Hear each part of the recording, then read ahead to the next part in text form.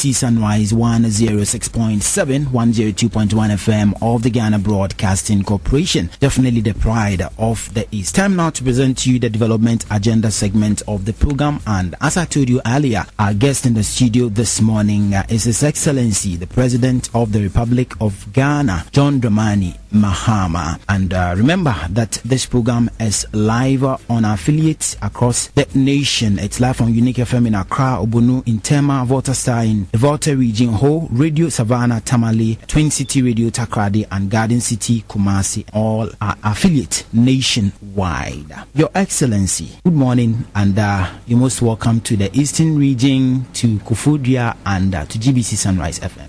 Good morning, Zunurene. I admire your name. I like to say Zunurene. Thank Very you. Good name. All right, thank you very much. You happen to be, I think, the first sitting president to visit our studio, so we are most grateful. Thank you very much. But I've visited your studios before. It was under my period as Minister of Communications that we set up the GBC's network of FM radio stations across the country in every region. And when Sunrise FM was set up, I visited and I did an interview here one of the mornings. So I guess this is my second time. Okay, very well. Mr. President, we understand you are in the Eastern region as part of your Accounting to the People tour of Ghana. What exactly do you mean by accounting to the people? What are you accounting to the people?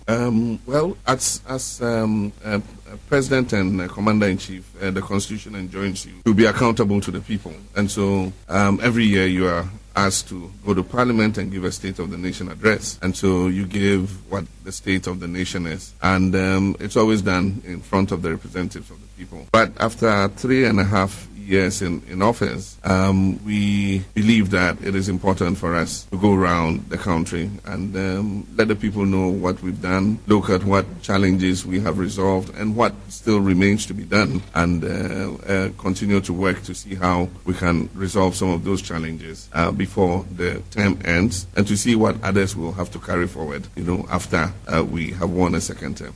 Okay, talking about going around to see what we have been able to do, what challenges we have to deal with, etc. You've been in the region since Tuesday. What would you say has been your general impression about government activities going on in the region? It's been very good. We've had the opportunity to inspect various ongoing projects. We've had the opportunity to commission several projects that we have completed, and we have interacted with the chiefs and people, and we've spoken about some of their other felt needs that government has to deal with. And so my impressions have been very good. I think in Eastern region we've done phenomenal work in all sectors, in provision of water, in provision of electricity, access to electricity, in the field of education, in the area of healthcare, in the area especially of reconstruction of the road network. Eastern region has one of the most extensive road networks in the country, and for a very long time many of these roads had not been attended to. And so under the Cocoa Roads program and the Enhanced Road Fund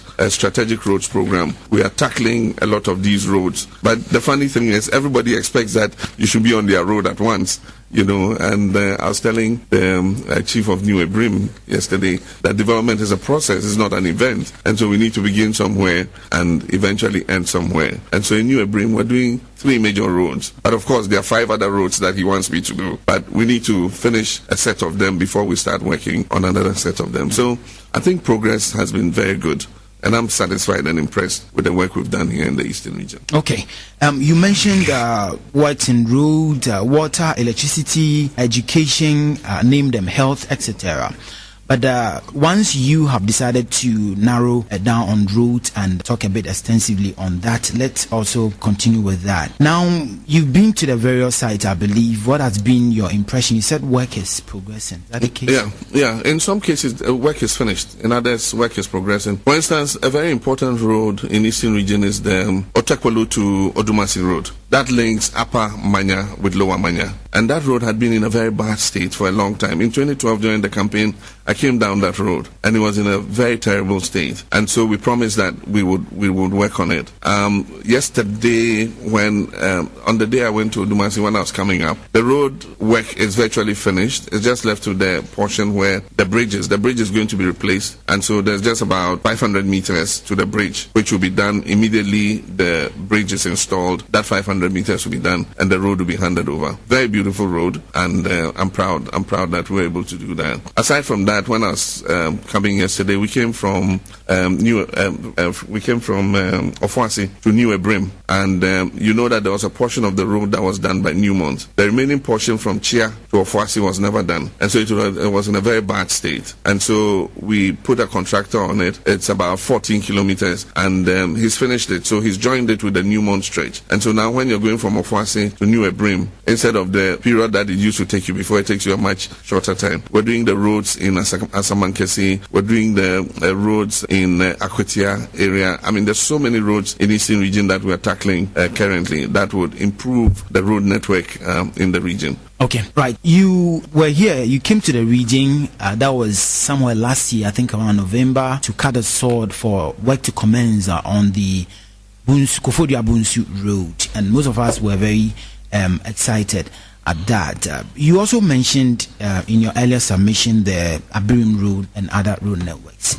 But months after the sword cutting, we realized work was not progressing. What exactly was the problem? Because we were told the cocoa route money was ready and we were going to see some massive work commencing immediately. But that was not the case. I get regular briefings on the progress of work on roads, and the Cocoa Board has a consultant that regularly monitors to make sure that work is ongoing. And the reason I got for the slowdown in work on the Koforidua Bunsu Road at the time was that because of the very dry Harmattan, there was no water available. You know, when you are doing the base, you need to put water in order to be able to compact the base properly. And during the very dry Harmattan, you remember the Densu River and Co. all dried up, and so the contractor was having difficulties with locating a good source of water to be able to continue the work, and that's why it slowed down. But my understanding is that work has picked up now, and the work is ongoing. Okay, but then you would agree with me also that generally there seemed to be more or less like stagnation and snail-paced progression in terms of road construction and other such infrastructural constructions. What would you say is the main reason for this? There are people who say it has to do with funding. It will mainly be the contractor. When it comes to cocoa roads, absolutely. If the work is not going forward, it's the contractor. Because Cocoa Board has the money. If you present your certificate on Monday, by Friday you get your check. So definitely that's nothing to do with payment. With cocoa roads, if the work is not progressing, then it has to do with the contractor. But contractors have different capacities. And what we're doing is we're trying to give opportunities to Ghanaian contractors. And some of them work very hard and very decidedly. Others to work, at a more snail pace, and so it has to do with contractors' capacity. Take the first 50 senior high schools we awarded on contract. I've commissioned 4 of them and their children in the schools. Another 10 are ready. But still, there are some of them in some parts of the country that are on the 3rd floor, and struggling to get to the 4th floor. And so it depends on the contractor, but we need to give opportunities to our people. And so I've insisted that we should give these projects to Ghanaian contractors. But as the projects go on, we will identify those who are good and those who are not good. And once we identify those who are good, we'll give them more work to do. And for those who do not perform, we will gradually weed them out. Okay. Your Excellency, you were saying 4 of such community senior high schools that you promised are completed. Are you talking about the Eastern region, in the Eastern region? No, I mean across the country. Okay. I've commissioned 4 of them. There are another 12 that are ready for commissioning. And there are others at various stages of completion. They are painting, some are plastering, some are, just finishing hard. And as and when I've told the Ministry of Education, as and when they are completed, they should populate the schools so that children can start learning even while we are commissioning those schools. Your Excellency, you promised to build about 200 community-day senior high schools during your 2012 campaign period. Now, you have so far commissioned some of them. I remember the one at Nyanwa, Kwamba, in the Upper West Achim district of the Eastern region. Yep. How many are currently under construction, especially in the region, and when do you expect to see them admit students? 123 of them are currently under construction. And in the eastern region, we have Kwahu Fodwa, we have Mamikrobo, we have Nchemfre, and then Obopa, Sekeswa, Nyamfumang, and Nyanwa. Nyanwa is the one that I commissioned. And so all these are at various stages of completion. The one at Obopa, here they are flowing the 4th floor, and then after they flow the 4th floor, they will roof it. And then once they roof it, they will start the finishing works, plastering and putting in the windows and all that. So, like I said, 123 under construction, but they are at different stages of completion. And so as they complete them, we'll populate them with children. As they complete them, we'll populate them with children. For the 4 that I commissioned, children are already learning in them. If you go to the Atamil Senior High School in Ekumfi, they have 460 students who otherwise would not be in secondary school if that school had not been built. If you go to Bamianko, they have about 500 students already enrolled. And so all the schools that we have, commissioned, we've asked the ministry to populate them with children and let learning start. Okay, Your Excellency, we have barely 7 months to elections. And looking at the time left to 2016 elections, do you think you would be able to build all these 200 community senior high schools within your first? We would be able. I think that 123 are ongoing. In 7 months, I don't expect that all the 123 will be completed. But the Ministry of Education is packaging another 50 for award of contracts. And so if we did another 50, then certainly by November, it means that we should have about 173 of those schools awarded on contract. Definitely, I am not naive to say that we'll finish 200 schools before 2016, but we've given it our best shot. Okay. You're listening to GBC Sunrise 106.7, 102.1, all the Ghana Broadcasting Corporation. The segment now is a development agenda segment, and my guest in the studio is the President of the Republic of Ghana, His Excellency John Dramani Mahama. And you are listening to this program on Unique FM in Accra, on Savannah Radio, Tamale, Twin City Radio, Takrady, Garden City, Kumasi, Ubunu, Tema, and Volta Star in the Volta region, host specifically and all our affiliates nationwide. My name is Mohammed Zunurene. Now, Your Excellency, still on education. Yes, just yesterday, I think you were at the Kufudua Polytechnic, now Kufudua University of Technology. Soon to be. Because I realized they have written a bold. They don't want to be called Polytechnic again. As soon as I launched the initiative, they prefer to use Technical University. But the legislation is being finalized, and when Parliament resumes, it will be placed before Parliament. And once Parliament passes it, then I think that some of the polytechnics will be ready by the beginning of the next academic year, which starts in about September, October, to begin running their programs, degree programs. Okay. Mr. President, some people are of the view that with regard to the conversion of polytechnics into technical universities, even though you commissioned a technical committee to look at the viability and to issue a roadmap on that, other work were done towards that. Somehow of the view that the conversion has been rushed.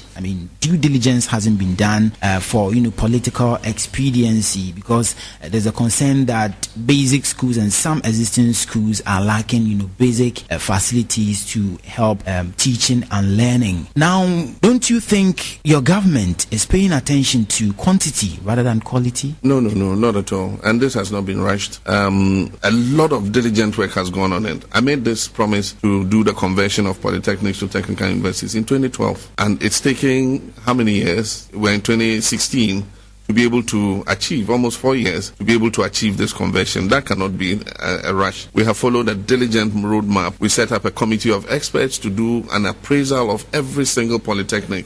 And indeed, that's the reason why we decided that there was not going to be a wholesale promotion of all the 10 polytechnics immediately, and that it was going to be done as and when they met the criteria for promotion. And so a lot of diligent work has been done, and so I don't believe that it has been done in a rush. But let me say that the work we're doing in tertiary education is not exclusive to basic education. It's not that we're concentrating on tertiary education at the expense of basic education. As we are gaining achievements in the tertiary educational level, we're also doing a lot of work at the basic level. Indeed, one of the things I did when I became president was to refocus Get Fund to increase their spending at the basic level at the expense of tertiary. And so the bulk of Get Fund spending is going to secondary and basic education than to tertiary education. When we came into office, it was the other way around. The majority of spending, more than 60%, was going to tertiary and less than 40% was going to secondary and basic. We've turned that around. Currently, more than 60% of funding is going to secondary and basic education and less than 40% is going to tertiary. And so I believe that that's where the emphasis should be, because that is where we have a commitment to meet not only the Millennium Development Goals, the Sustainable Development Goals, to make sure that we achieve universal primary education and make sure that every child of school-going age has the opportunity to go to school. That's why we're expanding secondary education so that children do not end at JHS, so that even if they qualify to go to secondary school, they are not able to go just because they cannot find places in secondary school. And that's why we're building community day schools across the country so that all children can have the opportunity to achieve a secondary education. But that's not all. We're improving teaching and learning in these schools. And so we're providing children with exercise books. Over my period in administration, we've distributed more than 100 million exercise books to children. We've distributed textbooks, core textbooks at the basic level to all the children in public schools. And so before, children used to sit 3 or 4 of them on one bench and share one textbook. Today, children have their own textbooks that they are able to concentrate on. And so there's a lot that we've been doing. We've been improving the teaching of science and mathematics, by giving training and retraining to basic school teachers who teach science and maths. Recently, Ministry of Finance has given financial clearance to employ 2,500 new science and maths teachers for the basic level. And so the process of recruiting them has begun. And so there's been a very strong emphasis on basic education under my administration, probably even more than on tertiary. Okay, but Your Excellency, that notwithstanding, we also hear stories of children having to sit on the floor to learn, and there are still schools under trees. Just name them. And I've been to some senior high schools, the dormitories, and sometimes if you look at the level of congestion, when there is an outbreak of disease, it will be very disastrous. How are you addressing all these? Yeah, Zunurene, I have never claimed anywhere that I've eliminated all the schools under trees. They have existed for years, but we have made a special effort to eliminate them. We have been building. I don't know. Unfortunately, your guests cannot see this brochure, but this is just one district, and it shows the schools that we have taken out at Omani Krum. It shows you the school before and the school after. The schools that we've taken up at Aswa Bena. The schools that we've taken out at our Omra. The schools we've taken out at Noyem. There's so many all over the country. We built more than 1,600 school blocks to take out schools under trees, but there are yet some that exist, and so we'll continue, and we have a strategy for doing it. One of the things we've done to the District Assembly's Common Fund formula is that we've asked every District Assembly to build 2 school blocks every year. And so if each district assembly is building 2 school blocks every year, and there are 216 district assemblies, then it means that you're building 432 new school blocks every year. And our estimation is that there are still about 2,500 or so, schools that need to be taken out, basic schools under trees that need to be eradicated. So with the district assemblies building 432 every year, and government and Get Fund supplementing by building some more, I believe that by 2020 we should be able to take out the existing schools and the trees. But remember that there will be more springing up, because human settlement spreads. Where there was no community before, people begin to settle, population begins to grow, and there will be the need for a school to be put there.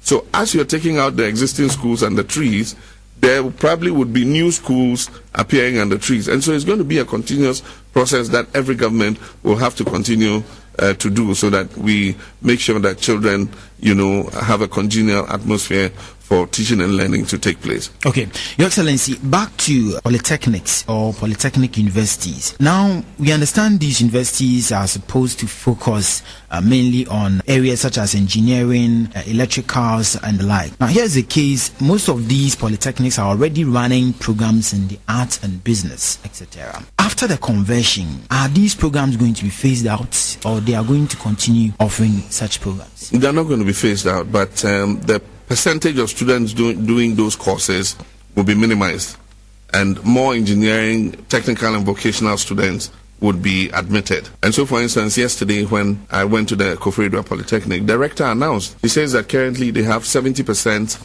of students doing technical science-related, technology-related courses, and that when they become a technical university, they want to push that up to 90%. And so 90% of those who will be enrolled and doing courses will be doing them in the technical, vocational, and science-related courses, and 10% will be doing the businesses and those other courses. Because we have enough public universities doing business and humanities, we are not converting the polytechnics to become a replica of those other public universities. The polytechnics are being converted to technical universities to provide practical, skilled, trained, technical manpower for the world of work, because we notice that increasingly those are the kinds of people that businesses and industry are looking for. And so we're doing that conversion in order that they can produce more of such manpower for industry and business. And so I expect that with their conversion to technical university status, they would actually increase more the number of people engaged in technology and science and vocational related courses. Already we have technical secondary schools, and so I expect that the technical secondary schools will be their recruiting ground to come straight into the technical universities. And so once children have been doing the technical courses at secondary school, they can just progress seamlessly into the technical universities and continue in electrical engineering, in mechanical engineering, or any of those other, science and technology related courses that they currently are offering.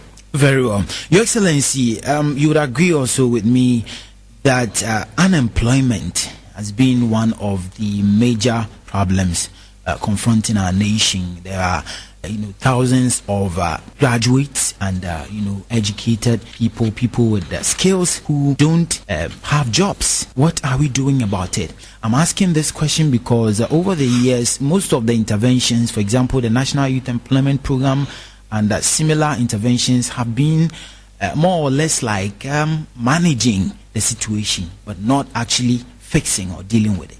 Zunurene, part of our unemployment problem, especially at the graduate level, is structural. The economy is growing, the private sector is expanding, and jobs are being naturally created by that process. But it cannot take the 300 and something thousand people coming out, in the majority of them trained in humanities. Industry and business, we did a stakeholder conference and said, what kind of graduates are you looking for? It says we're looking for skilled, practical, hands-on, trained graduates, technicians, and so on and so forth. And so you find that jobs are being thrown up.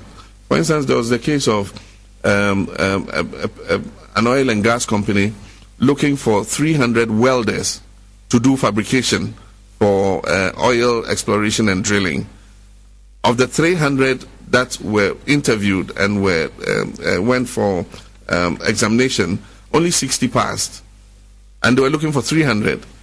And so a company had to take on additional to upgrade their skills in welding, because when they say oil and gas welding, is not our wayside welding that we do. It is up to a certain standard of precision. And so they were giving practical examination to weld, and then based on how you did it, you were either suitable or not suitable. And so we have some structural problem when it comes to graduate employment, because the majority of the private universities that have come to join the public universities are doing the same courses that the public universities were doing. And so the same business administration, the same humanities, the same arts. And so we're producing 300 and something thousand people graduating from university every year. 80% of them have done humanities, and just 20% or so have done science, technology, engineering, and the other skill courses that we're looking for. So jobs are being produced, but they're not looking for the kinds of graduates that we're producing, and that's why we are encouraging the technical universities to come on board, and then also asking universities that are specialized in some course orientation to keep their focus. For instance, the University of Science and Technology was built as a science and technology university, not as a humanities university. And so we must make sure that the majority of students in University of Science and Technology, overwhelming majority, I know the majority are science and technology related, but the overwhelming majority should be science and technology students. If we talk about the University of Health and Allied Sciences, I don't expect that the University of Health and Allied Sciences should start doing business administration. It is specialized on health and allied sciences. University of Development Studies must focus on integrated development studies and all those kind of things. Now every public university wants to open a law faculty. You understand?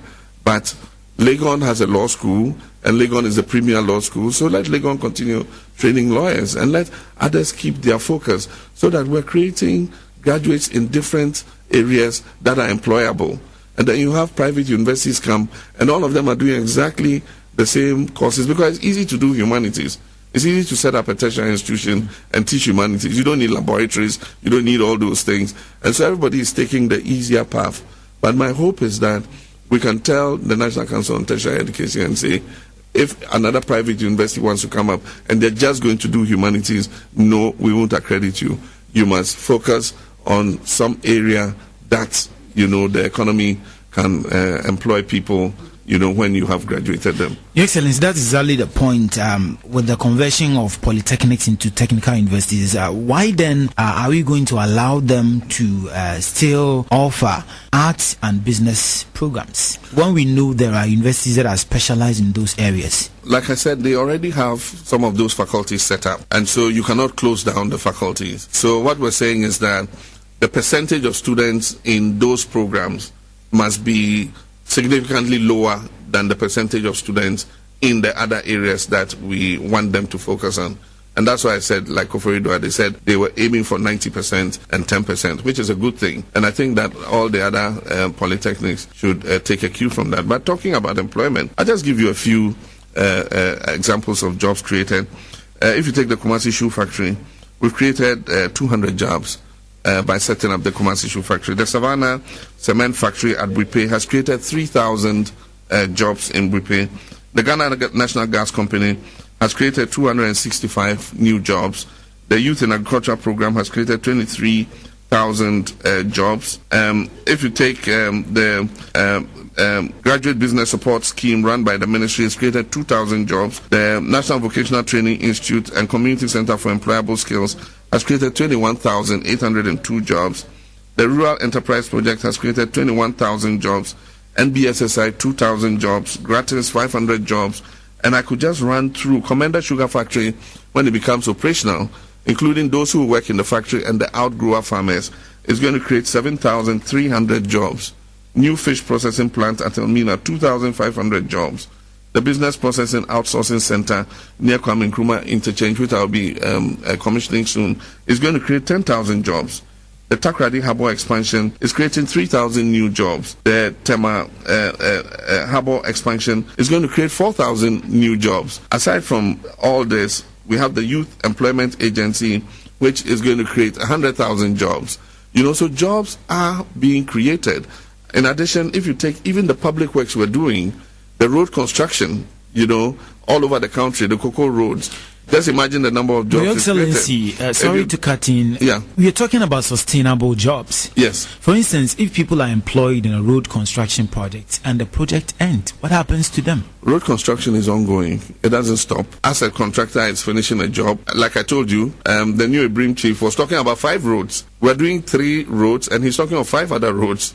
And so you also mentioned the Harbour project. Yeah, the Harbour project. When that one also ends. When construction is taking place, it creates jobs. When the project is completed, it creates jobs because you need people to work in the expanded port. Currently, with the Tema Port expansion, it's going to be able to take 5 times the volume of what the current port is taking. So you're going to need more stevedores, you're going to need more shore handlers, you're going to need, all kinds of specialized skills, forklift operators and all that. So what I'm saying is, while you're working on the project, it is creating jobs. And when you finish the project, it creates permanent, sustainable jobs. But even with public works, even the most advanced countries, if you go to the US, they are still doing public works, even though you would say that their infrastructure should be at a certain level. And yet every day they are building bridges, they are building roads, they are building all kinds of, projects. So far, we estimate that if you take public works and the construction sector, and the work we're doing in roads and schools and hospitals and things, we believe that over the last 3 years, we created 400,000 new jobs. And so job creation is taking place. But like I said, we need to find out what skills are they looking for. There's an example of a company that had to bring an operator from outside to operate a crane. You see these tall overhead cranes? They couldn't get an operator immediately, and they couldn't get a skilled operator immediately. So they had to fly an operator from outside to come and operate the crane until they were able to identify a skilled Ghanaian operator to take it over. And so the jobs are coming up, but we need to make sure that our young people are being guided into the areas where they can find those jobs. Very well. You're listening to GBC Sunrise 106.7, 102.1 FM, the pride of the East. And my guest this morning on the development agenda is His Excellency President John Dramani Mahama, President of the Republic of Ghana. You're listening to this program live on Obonu FM in Tema, Unique FM in Accra, Volta Star in Ho, Radio Savannah, Tamale, Ura Radio, Upper West, Upper East Radio, Upper West, Twin City Radio, Takrade, Garden City Radio in Kumasi, and all our affiliates nationwide. Now, Your Excellency, investment is one area that many believe could help address some of the economic problems of the country. But unfortunately, interest rates are very high, not to talk about soaring utility tariffs. These are obvious disincentives to investment and, by extension, job creation. How is your government tackling these problems? We're tackling them head on. As you know, over the last few years, we had some challenges with the economy, and I took a decision to go into an IMF program. And since we went into the program, we've been undertaking structural reforms that have stabilized the economy, and we are returning to a period of growth. If you look at the World Bank report that appeared yesterday, it named Ghana as one of the countries, with very high expectations of growth, and it said that the prospects for the Ghanaian economy are high, and that investor confidence has risen, and that Ghana is entering a new era, where prosperity can blossom. And so I don't know if you saw that report, but if you read it, it shows that Ghana has very good prospects going forward. Now, what is happening is, I've always said that a family's budget is similar to the budget of a country, and you need to make sure that you're balancing your expenditures and your incomes. And so in 2012, when I became president, we found that the deficit to GDP had risen significantly to almost 12% of GDP. As I speak, we currently have reduced the deficit to GDP to below 7.3. The target for last year was 7.3, and I think we did about 7.2. This year, we're going to bring that to 5.3. And if we bring it to 5.3, then it means that inflation is going to gradually come down. We're looking to bring inflation back down to single digits. And then once inflation is coming down, then interest rates would also gradually follow. And so the prospects look very good, and I am very bullish about the Ghanaian economy. If you take the Economic Intelligence Unit, they said that 2017 and onward is going to be a period of prosperity for Ghana. And that is because of the foundation that we have laid. It's because of the work that we have done. We've eliminated a lot of the deficits that were created by huge subsidies on utility tariffs. we've eliminated a lot of the deficit that created huge the subsidies that created huge deficits on the cost of petroleum products. Today, as I speak, TOR is running, the Temori refinery is running and producing petroleum products for Ghana. We have enough stocks of LPG gas. Our tanks and our reserves, strategic reserves for petroleum products are all full. And so we have ships standing offshore Ghana with petroleum products, but there's no space to offload those products. And so we've done a good job in stabilizing various sectors of the economy. Today we're supplying diesel and petrol to Burkina Faso and Mali from our Bolga depot. Our Bolga depot was shut down for so many years. The pipeline from Bupe to Bolga was not operational. Today we're pumping fuel from Bupe to Bolga and we're loading 40 trucks a day to Burkina Faso and Mali. I mean, if that is not economic progress, I don't know what else anybody will call economic progress. Yes, we've been through a period of challenges and we've had to make sacrifices as citizens. But I believe that in everyone's life, there are times when you have to make sacrifices in order that things get better for the future. We're working to ensure that we create a better future for not only our citizens of today, but for our citizens of tomorrow. And I believe we're doing a good job at it. The economy is more resilient today than it was in the past. It's not an economy in crisis, absolutely not. If you see an economy in crisis, you know that it is an economy in crisis. This economy is not in crisis, and it is growing. The World Bank, the African average growth rate predicted by the World Bank and IMF is 3%. And for Ghana, they predict 3.3%. I'm more bullish. I believe that Ghana will grow closer to 4%, maybe between 3.8 and 4%. And we predict that in 2017, Ghana's economy is going to grow by about 6%. And so this country is doing well. We have resolved the power crisis. We've been able to match demand and supply. And so the electricity crisis that hit us, is gradually becoming a thing of the past. Today the FPSO is shut down, but we've made contingency arrangements and we're firing most of the power plants using crude oil, and we're providing enough electricity for our people because we've done the structural changes that ensure that the utilities can continue to provide us with power. We have signed the agreement with ENI, which is a 7.5 billion investment agreement, the single largest investment ever made in Ghana, probably after the Akosombo Dam. And that is going to provide sufficient 1.5, how many million cubic feet of gas to produce power.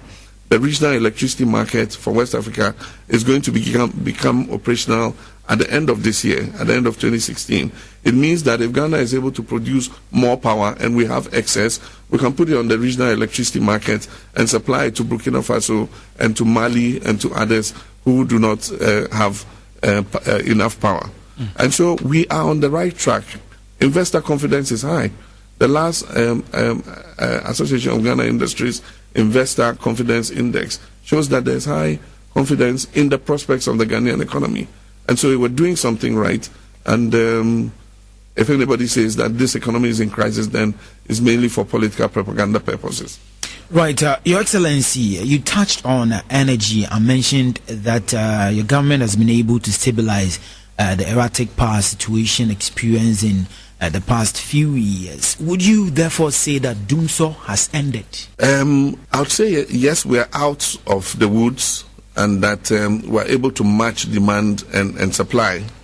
But let me say that we need to build our redundancy. The fact that you match demand and supply does not mean that you have completely resolved the issue. You need to build what they call redundancy. So if demand is, say, 2,000 megawatts, you must have about 2,200 megawatts so that if you have a problem with any of your existing plants, you have an excess capacity that will fill in the deficit. And so I used my words carefully. I said we've matched demand and supply, but we are continuing to build redundancy, and that's why we're putting in more plants so that we'll have an excess. And so if we have an excess of, let's say, 300 megawatts or 400 megawatts, then it means that if we have a problem with any of our existing plants, we still have enough power to be able to contain the situation. And so that's what we're working at. But currently, we're able to supply enough electricity across the country to whoever wants it. But we must continue to build on our redundancy. And we're working on the things that will make our power supply sustainable. So, for example, in the eastern part, in Tema, we normally have about 600 megawatts of thermal generation that is stranded because we don't get enough gas from the West African gas pipeline. And so even though we have the power plants there, we're not able to run them because we don't have gas. And those plants run only on gas. And so if the gas doesn't come, you cannot use light crude oil. That is like KTPP, the Pontema plant. Asogli runs on only gas. We've just finished Asogli Phase 2, the first part, which is 180 megawatts. I'm going to commission it sometime next month. It runs on only gas. And so anytime gas does not come through the West African gas pipeline, then it means that almost 500 to 600 megawatts of power is not available to us.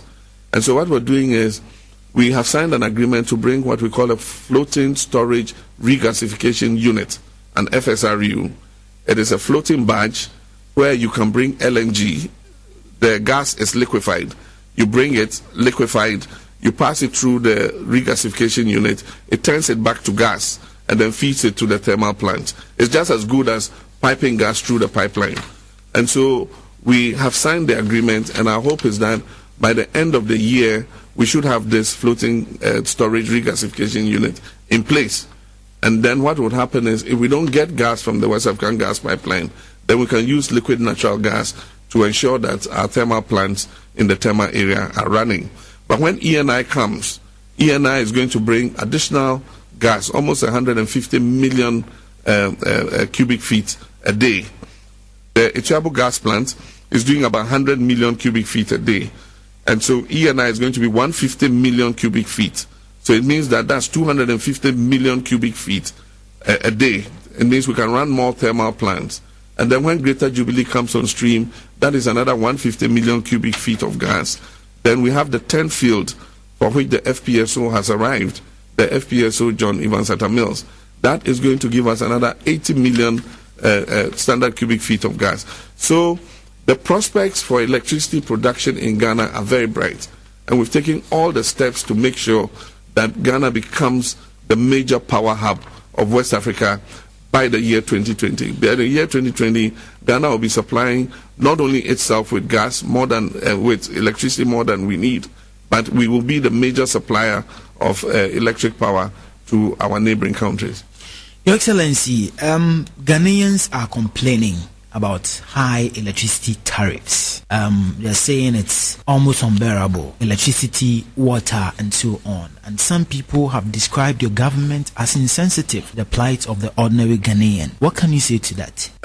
Normally, what you must do is you must look at the alternative. The alternative is the darkness we came from. The reality of the fact is that Ghana had cheap power. We had cheap power because of hydro. Hydro is about 4 cents to 5 cents per kilowatt hour. And so for many years, when Akosombo was established, the whole of Ghana, at the time Akosombo started, the whole of Ghana was consuming probably just about 100 megawatts. And Valco was taking, that's why Valco was established, to make use of the Akosombo power. Valco was taking 270 megawatts.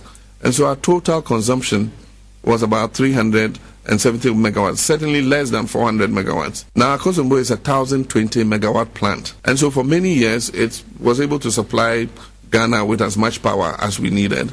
And then we built the pump plant. The pump plant is about 170 megawatts. So if you add that to 1,020 megawatts, then you're talking of almost 1,200 megawatts.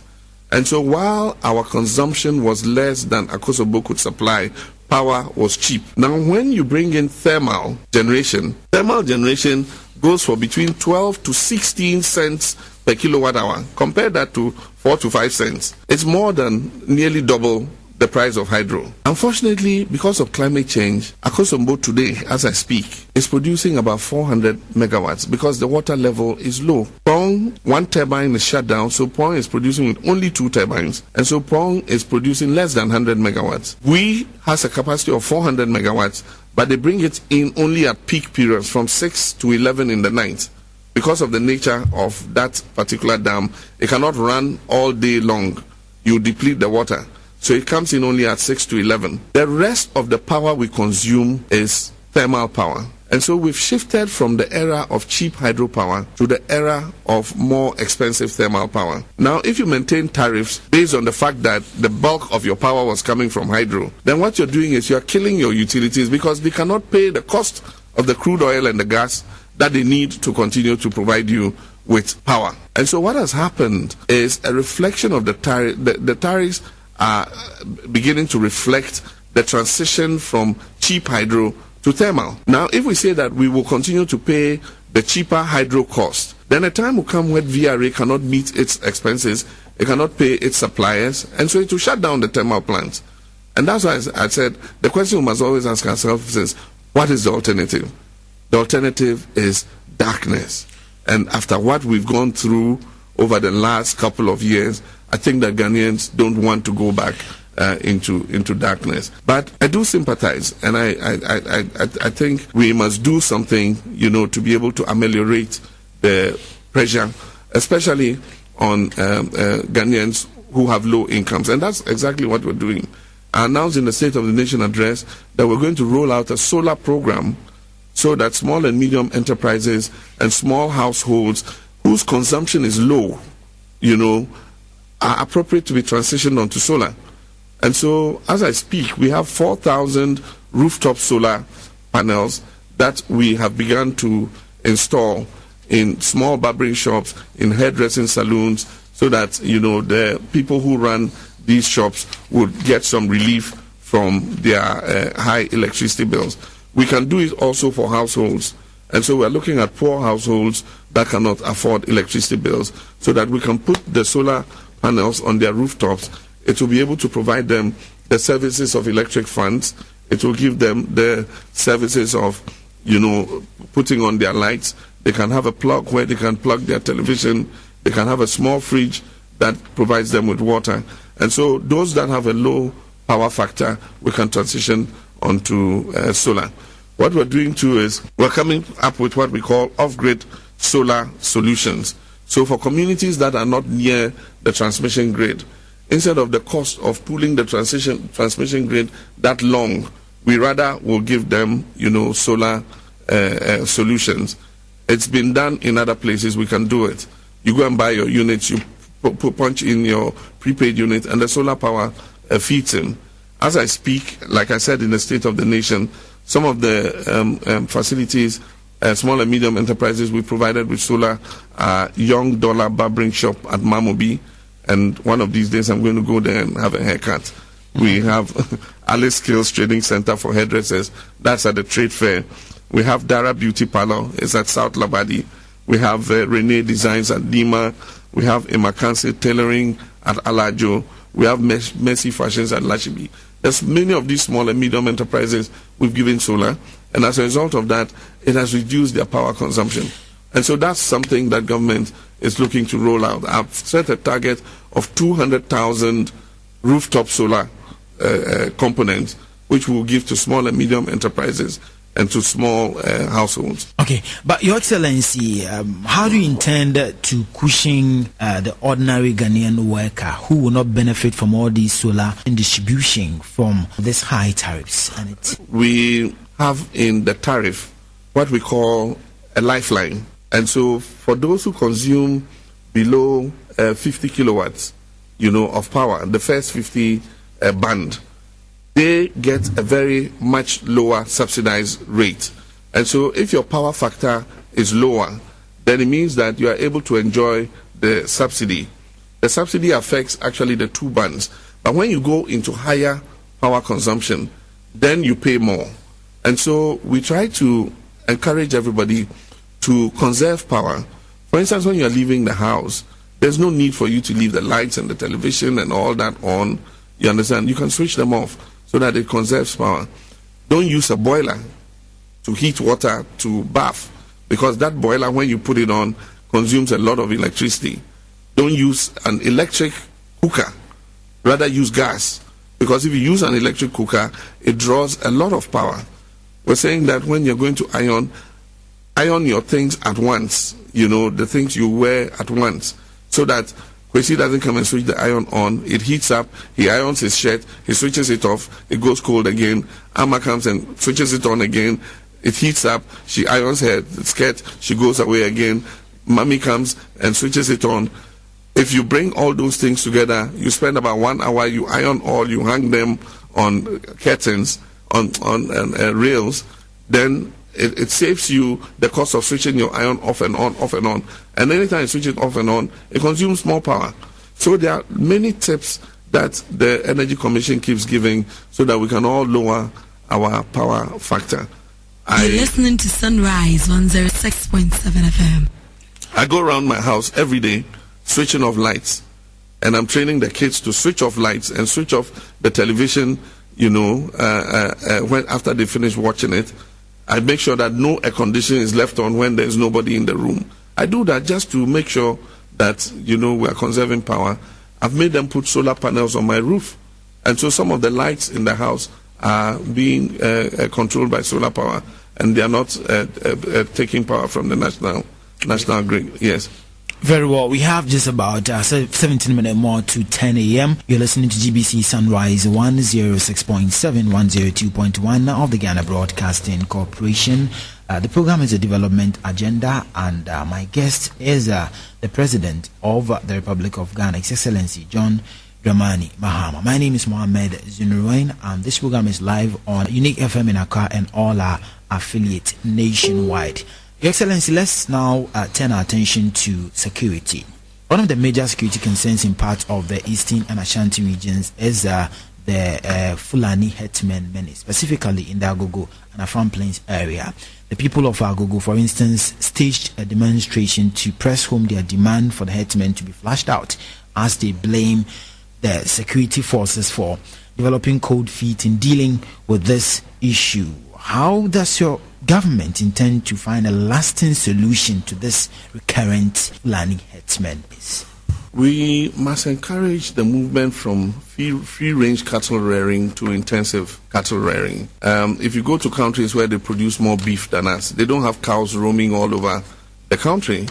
The cows are secluded, and they grow them intensively. We import beef from countries in Europe. In those countries, the cows are not walking around and eating people's crops and all that kind of thing. And so it's a transition that we need to make.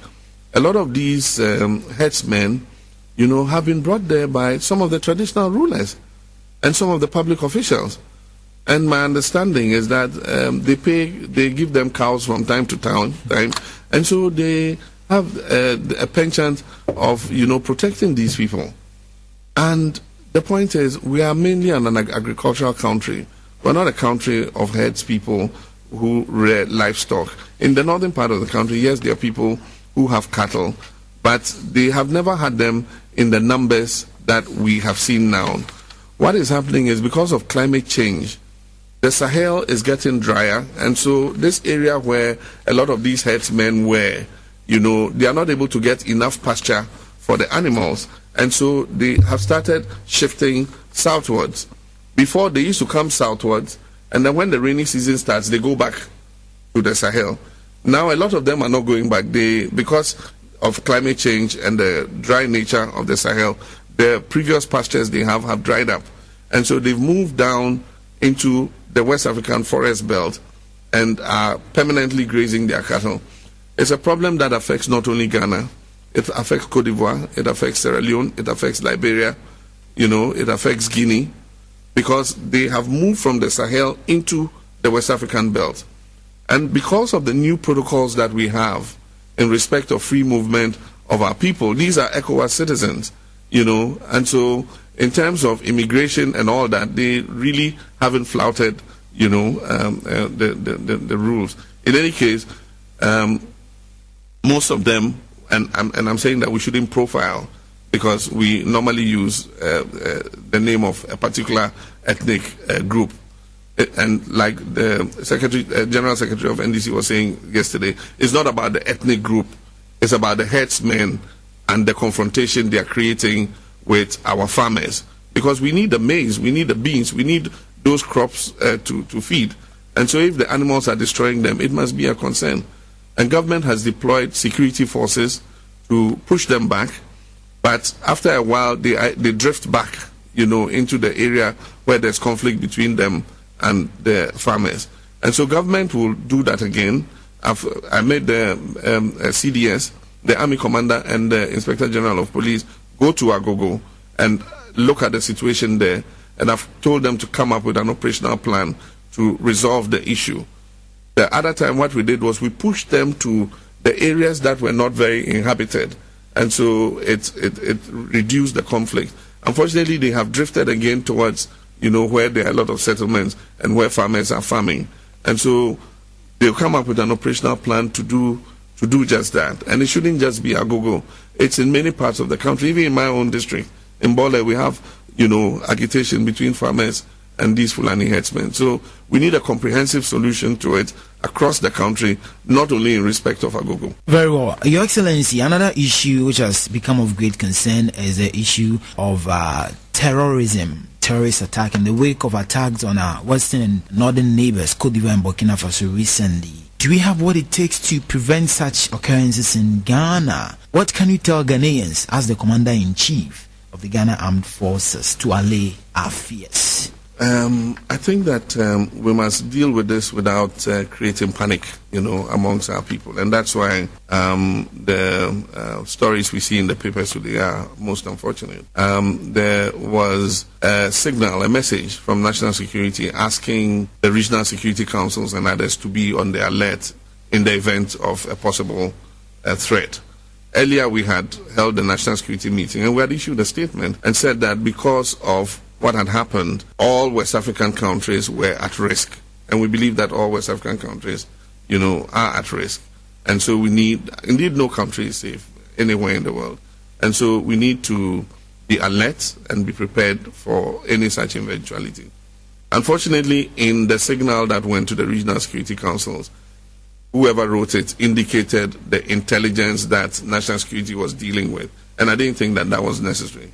You didn't need to put the intel in there. You just needed to send the directive asking for alertness and asking them to search more thoroughly vehicles and all that. But be that as it may, every country in West Africa is at risk. I mean, even countries in Europe, look at what's happening in Belgium, in France, and all these places. And we're at risk not only from external forces, but even from internal forces. We have evidence of radicalization of our own citizens, who have gone out to go and join some of these terrorist groups. And it's not only Ghana. There are other countries where, as a result of the use of internet and propaganda, we have, some young fertile minds in which the seed of terrorism has been planted. And so we need to be on the alert, not only in respect of Al-Qaeda in the Maghreb, but also in respect of any of our own citizens who are radicalized, who go and slip back in and do anything. Now, we are in contact with allies who we share intelligence with. And Cote d'Ivoire is an ally. Actually, all our West African countries, our intelligence chiefs have agreed that we will share information on terrorist movements and things to do with terrorism. And so we get intelligence from Cote d'Ivoire, we get intelligence from Burkina Faso. Aside from that, we have other countries like the United States, France, United Kingdom, and others. Recently, the Ethiopian Prime Minister was here. And Ethiopia has been dealing with Al-Shabaab for a long time. And he offered us training of trainers, for our special forces to be able to respond in the event of any such attack. And so we're going to send our military there to arrange for some of our people to go and train and come back and train our people. But we have trained our own special forces.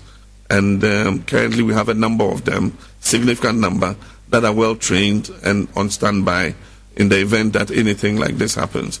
What happens is, if something like this happens, is how quickly you are able to deploy and, deal with it. And so if you notice in Cote d'Ivoire, it is estimated that within 45 minutes to at least before an hour of when the incident happened, the special forces were on the ground and were able to take out 4 of the terrorists. Unfortunately, 3 of the special forces in Cote d'Ivoire died, and other foreign nationals had been killed before they arrived. And so we are preparing for any such eventuality, but we need the alertness of the public. The public needs to be more alert today than we've ever been before. If you see any strange person, you see any strange movements, you just need to inform the security services so that we can investigate and find out if it's a threat or not. We've asked all the hotels to be more vigilant, and so you find that if you go to many of the big hotels in Ghana today, they'll ask you to open your boot, they'll search your car.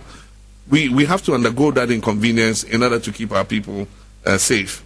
But our security agencies are working on any contingency so that if anything like that happened, we'll be able to respond. Terrorists are looking for soft targets. They'll go to the beach where people are just enjoying themselves, have no weapons, and just start shooting people. Or they'll go into a hotel and take hostages, or they'll go to a place where there's a mass event, and these are all soft targets. And so it's very difficult to decide where they would appear, but you need to be sure that where you think that something like that can happen, you either improve security or you have forces at a distance where they can be on the spot in the shortest possible time to be able to rescue people. Okay, Mr. President, still on security before we move on to corruption. Ghana will be going to the polls on November 7th, and during such periods, people live in fear that something untoward could happen because of the experience of other countries within the sub-region and the pocket of violence recorded in our own country during past elections. Even though this has not escalated into civil unrest, given the stakes in this year's election, what measures are you putting in place to ensure peace before, during, and after the elections? I believe that since we established the 1992 Constitution, Ghana has consolidated her constitutional democracy, and we have had enough experience in running elections, peacefully and successfully. And I don't see why the 7th election must be any different from the preceding elections. Ghanaians are a peace-loving people, and I don't think that they're going to allow anybody to endanger the safety and security of this nation. If anybody wants to resort to violence, I think that our security agencies have the capacity to quickly deal with them. I want to say that I am committed to peace, and I don't believe that any violence will occur in this country as a result of my standing as president. And I think that all political leaders must make the same commitment. We have constitutional means, to deal with anything untoward that happens during the elections. And I believe that the leading opposition party has taken advantage of that before, after the 2012 elections. And so we must use legitimate means to express our grievances. And nobody must undertake violence to prove any point or to justify any grievance that they have suffered in elections. And so I believe that we're able to deal with it. Our police service, we've increased the numbers, and so we're going to be able to have, security services everywhere. We intend to have a security personnel at every single of the 26,000 polling stations across the country to be able to deal with anything that happens. We're going to have police and military contingents at specific areas so that if anything happens, they can be there in the shortest possible time and deal with the situation. So the contingency arrangements are being made to ensure security during the elections. But I don't believe that anything, untoward that will endanger the peace and safety of Ghana would happen as a result of the 2016 election. You're listening to Sunrise 106.7 FM. And we're also live on 102.1 FM and all our affiliates nationwide. Now, Your Excellency, let's move on to corruption. You are being perceived as being too soft on your appointees who engage in act of corruption. In other words, some people are of the view that you rather shield them and even reward them with new positions. What can you say to that? That's absolutely not true. Absolutely not true. And in dealing with corruption, let's separate fact from political propaganda.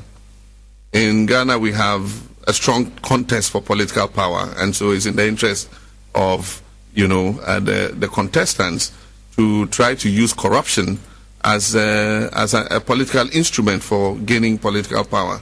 And so we should separate what is political propaganda, from the actual, instruments for the fight against corruption. Indeed, if you talk about the fight against corruption, I would say that this government has done more in the fight against corruption than the previous government. There is a time in this country where a president said, I will not investigate corruption and bring down my administration. This is a quote that all Ghanaians have heard. And since 1992, aside from Rawlings, who put some of his appointees before the Committee on Human Rights and Administrative Justice, all corruption cases investigated have been after the regime. It's always waited till after the regime, then the new government comes in and pursues those who were in government before. This is the first government that is prosecuting corruption as and when we find it. I set up the sole Commissioner for Judgment Debts to investigate allegations of corruption in settlement of judgment debts. And the report has come. We've published the white paper. I've given stringent instructions to the Attorney General to defend every case of judgment debt. Because of that, she saved us almost $1 billion in the last 4 years. And the facts are all here in this book. Every single case that she's defended and how much the claim was against government. And so the fight against corruption has been taken to a whole new level by this government. We set up a report on a commission on JIDA. It came out with its recommendations. Those who are being prosecuted are being prosecuted. It recommended retrieval of money, which was giving us loans to some companies. And IOCO has been pursuing those companies and has retrieved more than 50 million Ghana cedis. And so that is ongoing. If you take the case of the National Service, where ghost names were inserted, we have dismissed 163 people. 34 people are before the courts as I speak today. And all that we have undertaken. And I have made a commitment. I said, where corruption is exposed under my administration, we shall take steps to deal with it. But it's not only the executive that deals with corruption.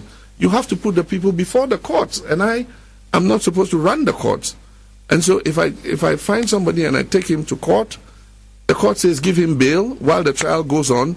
So you see him in town driving his Mercedes. It's not because I want him out, driving his Mercedes. I want him in there, but we have to go through the due process. And that's why I say we cannot be adherents of constitutionalism and at the same time be admirers of arbitrary justice. In the past, if it was an unconstitutional regime or military regime, we will catch them and lock them up, and then we'll put them before trial. If the trial says they are free, we'll leave them. But we must follow the Constitution. We must follow, due process. And the point is, we cannot be hypocritical about corruption. The standard measure for corruption is the Transparency International Index. In the last Transparency International report, Ghana and Senegal were singled out as two countries that were doing a lot to stem corruption. Well, Your Excellency, many times when such reports come and they are in our favor, we are quick to use it to, explain issues to our advantage. But when they go against us, we deny them and question the basis of their findings. Transparency International is a recognized organization, and indeed, if you take the world, its index is the most respected index on corruption in the world. And so if Transparency indicts you, you must look at the points on which they've indicted you and see how you can improve. And I have never spoken and said we don't accept a Transparency International report, but it's the other people. When the Transparency International report indicts Ghana, then they beat a whole drum with it and say, you see, Transparency says Ghana is corrupt.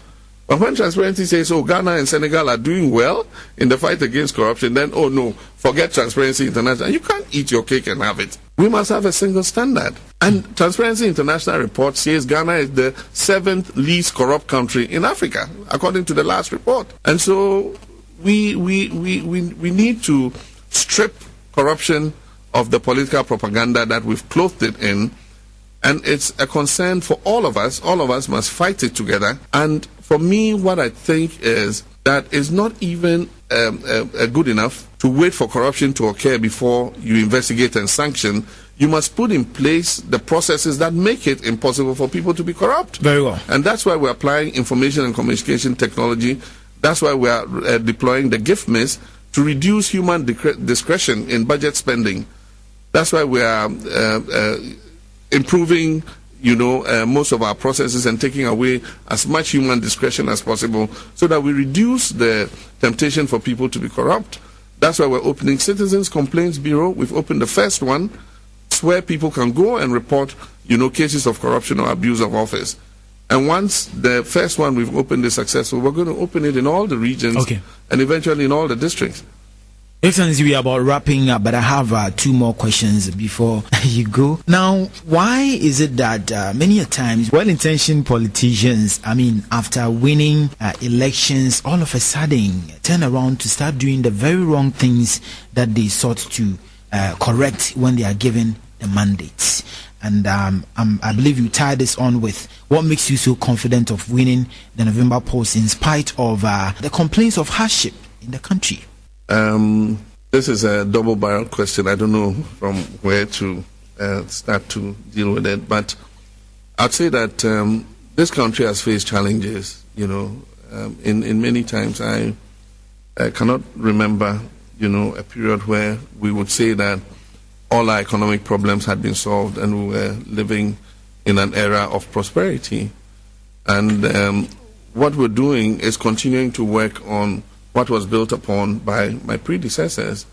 President Rawlings began structural reforms under the PNDC, and then as civilian president from 1993 to he handed over in 2000, he has continued to work to improve the economy of the country. President Kufuor took it over from him. We went into HIPIC, we came out of HIPIC, and he continued to work to build the economy. And President Mills took it over and took us, to the point that we got to. And I came, and I've continued from where my predecessors left off. And so we continue to work to improve the lives of our people.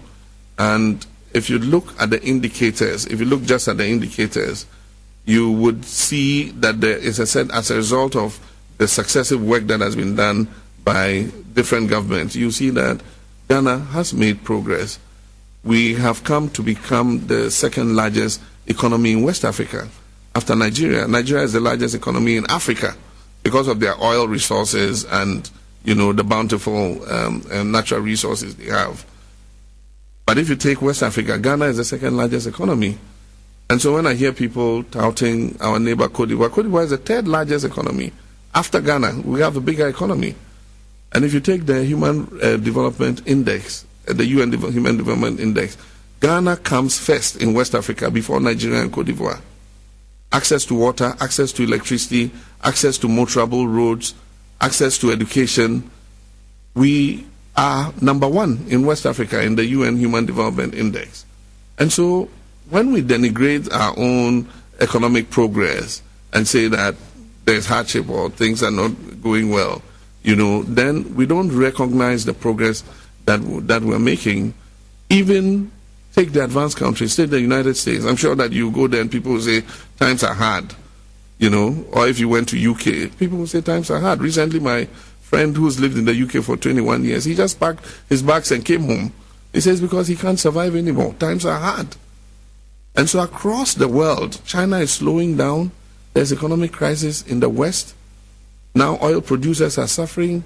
Nigeria's economy is troubled. Saudi Arabia is borrowing money for the first time and drawing on their reserves. So there's a complete world economic crisis going on. But if you look at our economy is a bit more resilient than it was in the past. In the past, these global shocks would immediately have translated into our economy. But you can see that we're still growing. This year I expect that we'll grow at almost 4%. And our economy is not going into a tailspin like other people are suffering. So we're making some progress. And if we recognize that progress is happening, then it will encourage our people to work even more to ensure that we're able to get them into this era of prosperity. And like I was telling you, the World Bank and others are very bullish about the Ghanaian economy. And I was trying to read it to you, but I hadn't found it. It says there are high expectations for the Ghanaian economy to pick up this year. A new World Bank Group report has revealed. And it says that the prediction is on the back of increased investor confidence in the Ghanaian economy, oil production from new oil fields, and solution to the country's energy crisis. And so, this is the World Bank. It's not me saying it. And so, yes, I would say that a lot of our people are still vulnerable because of the structural reforms we're undertaking. But that's why we're introducing a lot of social protection measures. We've expanded the Livelihood Against Poverty program, that's the LEAP program, from about 60,000 families to more than 150,000 families today. We have increased the number of children on school feeding from 400,000 to more than 1.5 million children today. We've, like I said, distributed 100 million textbooks. We've distributed last year 10,000 school sandals. We're doing a lot of things to try and cushion the very poor and vulnerable. All the skills development programs we're doing is all supposed to economically empower, our people across the country. And so, yes, I wouldn't say that we're out of the woods. I know some people, or a good number of our people, are vulnerable, and government will continue to work to improve their lives. That's why we're building hospitals in order that they can have access to healthcare. That's why we're building, new secondary schools so that our children can have access. That's why we've introduced free, education at the secondary level for day students. We're going to expand it to cover boarding students progressively. And so that's why government is taking all these measures. And I believe that as Ghanaians, if we believe in ourselves and we believe in our country, we would be able to make it like other countries have done. And I pledge to continue to provide, a leadership of integrity, a leadership of truth and transparency, so that people, would know that the leadership empathizes, with what they're going through. Very well, Your Excellency. I believe we draw the curtains here and then end proceedings, because His Excellency is a very busy person and he has other engagements, for which reason he has to leave us. Even though we have other areas we weren't able to explore, I believe we'll reserve it for another time. Your Excellency, your final words. Well, I want to thank the people of the Eastern region for the very warm welcome they have given me since I arrived in the region 3 days ago. We've had a wonderful tour, and I'm looking forward to today's program. We're going to Abetifi to inspect progress of work on the new Abetifi hospital, and then from there we'll also inspect the Kwawu water project at Kotoso that is supposed to provide, the whole of the Kwawu ridge with clean drinking water. And then from there I'm going to the Afram Plains. We have provided a brand new ferry for the crossing from Afram Plains to Kwando Toko. And so we're going to commission that ferry, and I'm going to take a ride on the ferry from Agodeke to Kwando Toko, and that would be the final event for the first phase of my Eastern Regional tour. We haven't covered the whole region. This is just a first phase. We will come and cover the other parts of the region that we have not gone yet. Okay. Thank you very much, Your Excellency. And I'm also visiting the Zongo. Kofredwa Zongo is reputed to be the best Zongo in the country, and it's the result of Colonel Minyala in their Champon time, who relayed the whole place and made it look nice. I'm going to visit them in the Zongo, and so the Zongo Imam and the Zongo Chiefs, I'll be with you soon. Thank you very much, Excellency. We appreciate your time with us. We are very humbled by your presence. Right, so that was His Excellency President John Dramani Mahama. He's been my guest on the Development Agenda program this morning. My name is Mohammed Zunurene. The program was produced by Frank Ode Enim Bismarck, Iwache Isabella, and with assistance from our technical and also our engineering team. Thank you very much once again, Your Excellency. Thank you, Zunurene. Right, and so this is where we draw the curtains on this morning's edition of Adeha Chimbia, your number one morning drive with me, Mohammed Zunurene. And this program was heard live on Unique FM in Accra, Volta Star in Ho, Oboni FM in Tema, Radio Savannah in Tamale, Twin City Radio in Takrade, Garden City Radio in Kumasi, and all our affiliates nationwide.